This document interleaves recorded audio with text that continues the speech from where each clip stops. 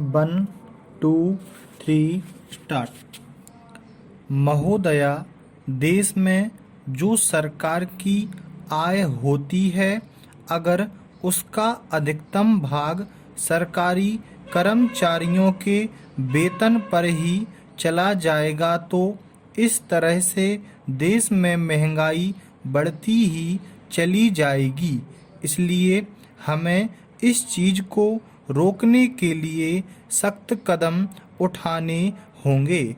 आज देश में जो लोग काला धंधा करते हैं उनके साथ सख्ती से निपटना होगा और जो बड़े व्यापारी हैं उनके साथ भी सख्ती बरतनी होगी। सरकार की इस समय जो नीति है, उसकी जो विचारधारा है, उस पर हमें पुनः विचार करना होगा ताकि इस देश की हालत में सुधार हो सके। 20 करोड़ रुपए का अनाज जो बाहर से मंगाया जा रहा है, इस पर मुझे कोई आपत्ति नहीं है।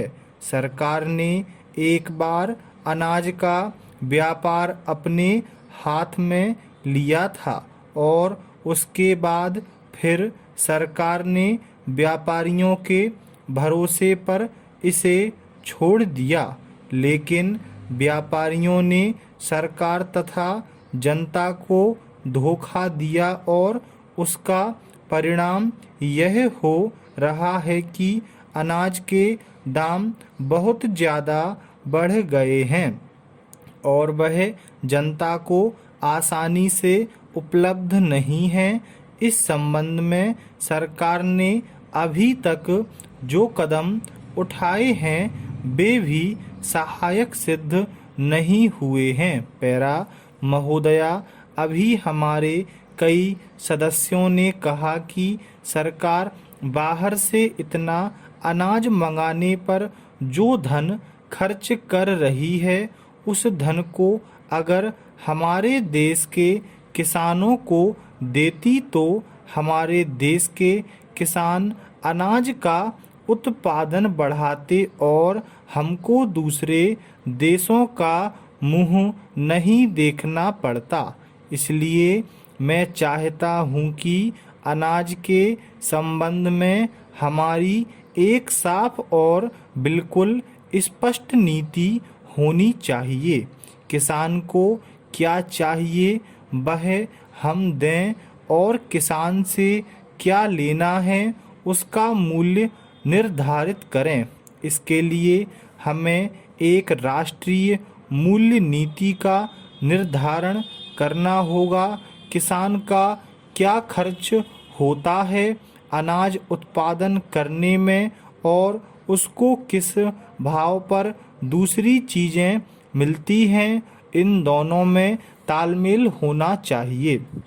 किसान गेहूं पैदा करे, किसान चना पैदा करे, किसान गन्ना पैदा करे तो उसको कुछ तो लाभ होना ही चाहिए। मैंने पहले भी कहा था कि खेती को नुकसान का धंधा नहीं, मुनाफे का धंधा बनाने पर ही देश में अनाज का उत्पादन बढ़ेगा और खाद्यान्न की समस्या भी हल होगी। इसके साथ ही किसान को सीमेंट, खाद, डीजल उचित दामों पर मिले, इसके लिए सरकार इनके वितरण की व्यवस्था अपने हाथ में ले, तभी हमें इस काम में सफलता मिल सकती है, अन्यथा नहीं।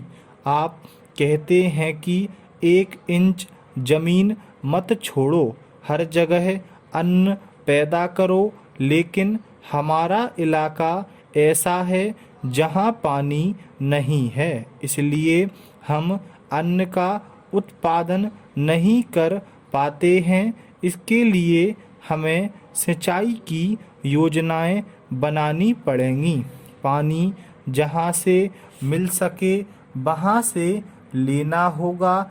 ऐसा करने के लिए हमें इन सारी समस्याओं पर बड़ी गहराई के साथ विचार करना होगा। इसे केवल राज्य सरकार पर छोड़ देने से काम नहीं चलेगा और हमारी समस्या का समाधान भी नहीं हो सकेगा। स्टॉप।